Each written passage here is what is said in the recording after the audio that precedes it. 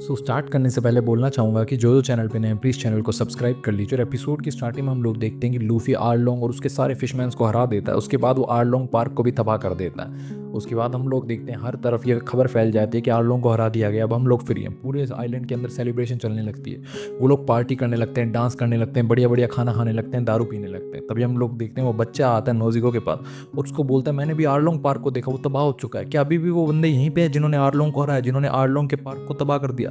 तभी नोजी को लूफी की तरफ इशारा करते हुए बोलते वो टोपी वाला आदमी है ना, उसने आर्लोंग को हराया और उसी ने आर्लोंग पार्क को तबाह कर दिया। तभी वो बच्चा जैसे ही लूफी को देखता है, लूफी प्लेट के समेत ही खाना खा जाता है तो प्लेट उसके गले में अटक जाती है। तो वो बच्चा बोलता है सच में इस बंदे ने हमारे आइलैंड को बचाया? तो नोजी को बोलते तुम्हें विश्वास नहीं हो रहा ना, मुझे भी नहीं हो रहा। वहीं दूसरी तरफ हम लोग इतने योसाको और जोनी को काफ़ी ज़्यादा चोटें लगी होती है तो उनको हॉस्पिटल के अंदर भर्ती कराया जाता है। वहीं दूसरी तरफ जोरो का भी जो निशान होता है, घाव होता है, उसको ठीक किया जा रहा होता है। डॉक्टर उसको ठीक कर रहा होता है और वो जोरो से बोलता है तुम लोग पायरेट बिना पता नहीं क्या क्या कर दे रहते हो, तुम्हारी शिप पर कोई डॉक्टर नहीं है क्या?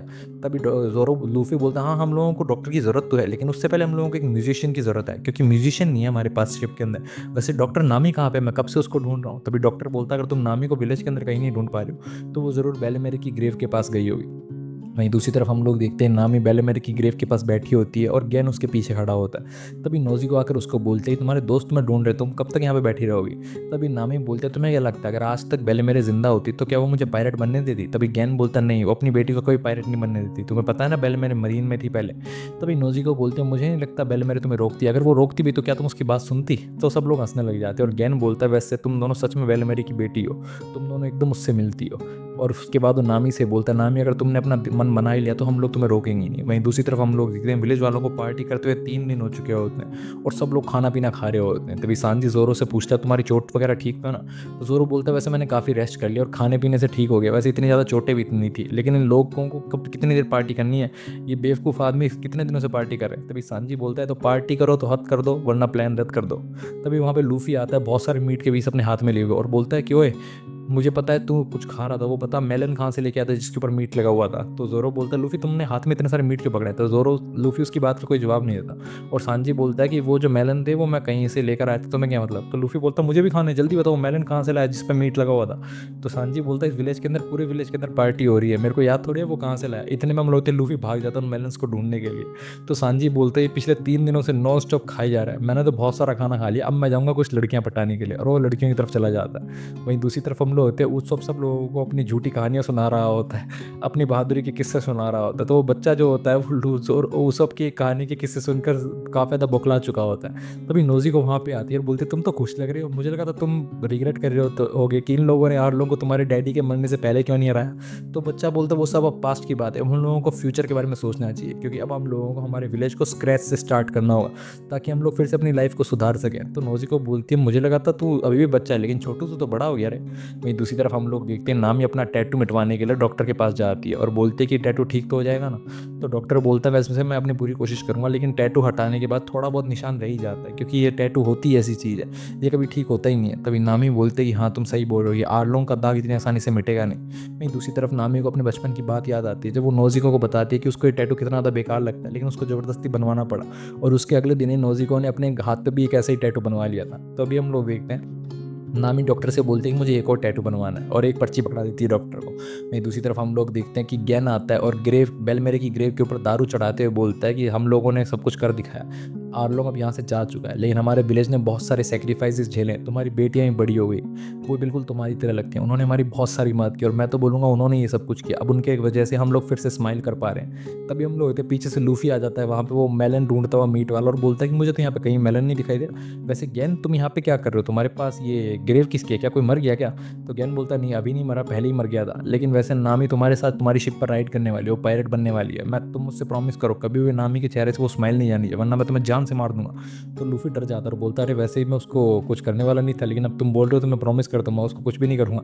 वहीं दूसरी तरफ हम लोग देखते हैं सारे विलेज वाले पी खा के आराम से वहीं पे सो जाते हैं और ऊसो भी थक के सो चुका होता है। वहीं नामी रात को एक बहुत बड़ी पोटली बनाती है जिसके अंदर वो सारा पैसा रख लेती है और बोलते हैं कि सारा पैसा जो है विलेज वालों के लिए मैं आप लोगों के लिए छोड़ के जा रही हूँ। उसके बाद वो बेल मेरी की एक फ़ोटो देखने लगती है, उसको बेल मेरी के साथ बिताई हुई यादें आने लगती हैं। जैसे बेल मेरी उन लोगों के लिए बढ़िया-बढ़िया खाना बनाती थी। जब वो लोग बेल मेरी को पहली बार ही मिले थे, हर साल वो लोग उस दिन पर बेल मेरे के यहाँ पार्टी करते थे। उसके बाद हम लोग इतने बेल मेरे हमेशा नामी की तारीफ़ करती रहती थी, जब भी नामी कोई बढ़िया चाट बनाती थी। और जब नामी और नोज़ी को कभी उदास होती थी, कभी रो रही होती, तो बेल मेरी उन लोगों को हिम्मत भी बढ़ाती थी। तो हम लोग होते हैं नामी बहुत ज़्यादा खुश होती है और उसको अपना सपना याद आने लगता है, जो उसने प्रॉमिस किया था बेल मेरे से कि वो वर्ल्ड के अंदर हर जगह घूमेगी और बढ़िया-बढ़िया नक्शे बनाएगी। तभी उसको अपने पीछे बेल मेरे दिखाई देने लगती है, तो उससे बोलते ही मिस बेल मेरे हमने सब कुछ कर दिखाया। 8 साल बाद हम लोगों ने अपने चेहरे पे फिर से स्माइल ले आए, जो कि असली स्माइल है। सारे विलेज वाले बहुत ज़्यादा खुश हैं, जो कि हुआ है, अब आर्लोंग हार चुका है और मैंने भी फैसला किया कि मैं एक आइलैंड छोड़ के जाने वाली हूँ, मैं भी पायरेट बनने वाली हूँ। वैसे आप लोग चिंता मत कीजिए, मैं जिन लोगों के साथ जा रही हूँ वो लोग बुरे नहीं हैं, वो लोग बहुत ज़्यादा अच्छे हैं और वो लोग बहुत ज़्यादा स्ट्रॉन्ग हैं। और अब मैं वही करूँगी जो मैंने आपसे प्रॉमिस किया था। अब मैं अपने लिए बहुत सारे चार्ट्स बनाऊँगी। जैसे मैंने प्रॉमिस किया था मैं पूरे वर्ल्ड में घूमूँगी। वहीं दूसरी तरफ हम लोग देखते हैं कि लूफ़ी वगैरह अपनी शिप के ऊपर सारा सामान लोड कर रहे होते हैं। तब यूसुफ बोलता है हम लोग इस आइलैंड के अंदर कितने कम दिन रहे, फिर भी हम लोगों ने कितनी सारी मेमोरीज़ बना ली। और जॉनी और योसाको ज़ोरो को अलविदा कहते हुए बोल रहे होते हैं कि अब तुम लोगों ने हमारे लिए बहुत कुछ किया है, लेकिन हम लोग फिर से बाउंटी हंटर बनने वाले हैं, तो दोबारा हमारे रास्ते में मत आ जाना, वरना हम लोगों को फाइट करनी पड़ेगी बिग ब्रो ज़ोरो। तो ज़ोरो बोलता है हाँ ठीक है देखेंगे। और यूसुफ बोलता है अब हम लोगों को निकलना चाहिए। तभी हम लोग इतने सांची बोलने लगता है कि नामी कहाँ है, नामी नहीं आएगी, हम लोगों को नामी का वेट करना चाहिए। तभी ज़ोरो बोलता है कि ये उसकी मर्ज़ी है, वो शायद नहीं आना चाह रही होगी, हम लोगों को निकलना चाहिए, हम लोग नामी का वेट थोड़ी करेंगे, अब वो नहीं आएगी तो नहीं आएगी। तभी सांची बोलता है तुम ऐसा कैसे बोल सकते हो, ज़रूर तुम लोगों ने नामी के साथ कुछ ना कुछ तो किया होगा, मैं तुम्हें छोड़ूंगा नहीं। तभी यूसुफ बोलता है नामी हमारे साथ क्यों आएगी, उसका सपना पूरा हो गया, उसका जो काम था वो पूरा हो गया, वो शायद यहीं पर ज़्यादा खुश रहेगी। तो सांची बोलता है मेरी खुशी का क्या, मेरा यहाँ पे आने का 98% कारण तो नामी ही था, फिर ना मैं इस शिप पे क्यों जाऊँगा। तो लूफी बोलता है कि ओए तूने मेरे को वो बताया था मेलन वाली जगह नहीं बताई, मैं उसकी वजह से मेलन नहीं खा पाया, मैं तुमसे गुस्सा हूँ। तभी हम लोग सारे विलेज वाले सोचने लगते हैं कि नामी है कहाँ, हम लोगों ने सुबह से नामी को देखा नहीं। तभी गैन जोर से चिल्लाता और बोलता है क्या नामी ने सारा पैसा पीछे छोड़ दिया। और नोजी को सबको बताते हैं कि नामी पूरे पैसा जो भी उसने इकट्ठा किया था वो सब छोड़ के चली गई है। तो डॉक्टर बोलता है इतना सारा पैसा तो उसने अपनी जान जोखिम में डाल के इकट्ठा किया था। तो नोजी को बोलते हैं उसको क्या कर सकते हैं, वो एक बार कुछ ठान लेते हैं तो ठान लेते हैं। तभी हम लोग देखते हैं नामी भागते हुए उनकी शिप की तरफ जाने लगती है और बोलते हैं लूफी शिप को आइलैंड से निकालो।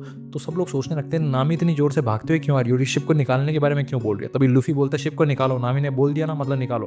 तो गैन वगैरह सब समझ जाते हैं कि नामी उन लोगों को गुड बाय नहीं बोलना चाहती और ना ही उन लोगों का थैंक यू लेना चाहती है। तभी लूफी बोलता है जोरो जल्दी से एंकर को उठाओ और पाल तान दो। तो हम लोग देखते हैं शिप स्टार्ट हो जाती है, शिप निकलने वाली होती है और हम लोग देखते हैं नामी भागते हुए शिप की तरफ जा रही होती है। तो सांजी बोलता है नामी का क्या हमारे साथ ऐसे ही निकल जाना ठीक रहेगा, वो विलेज वालों से मिलना भी नहीं चाहती लास्ट बारी। तो लूफी बोलता है कि उसका डिसीजन है, अगर वो ऐसा करना चाहते हैं तो हम लोग ऐसा ही करेंगे, वो हमारी दोस्त है। तभी हम लोग सारे विलेज वाले नामी को पकड़ने लगते हैं, उसको थैंक यू बोलने लगे, लेकिन नामी किसी के भी हाथ नहीं आती। और उसके बाद वो शिप के ऊपर चढ़ के अपनी शर्ट ऊपर करती है। तो हम लोग देखते हैं बहुत सारे पर्स उसकी शर्ट के नीचे से गिर जाते हैं। तो सारे लोग अपने पैंट चेक करने लगते हैं, पॉकेट चेक करने लगते हैं, किसी को पर्स नहीं मिलता अपना। और हम लोग देखते हैं नामी ने सबके पर्स चुरा लिए होते हैं और सबको बोलती है अपना ध्यान रखना बिडू लोग, मुझे ज़्यादा याद मत करना। तो सारे लोग उस पर चिल्लाने लगते हैं ओए चोर वापस दे हमारे पर्स। और सब लोग गुस्सा करने के बाद हंसने लग जाते हैं। तो हम लोग देखते हैं जोरों जोर से बोलता है कि ये लड़की कभी भी किसी को भी धोखा दे सकती है, पता नहीं दोबारा मुझे कब पिटवा दे।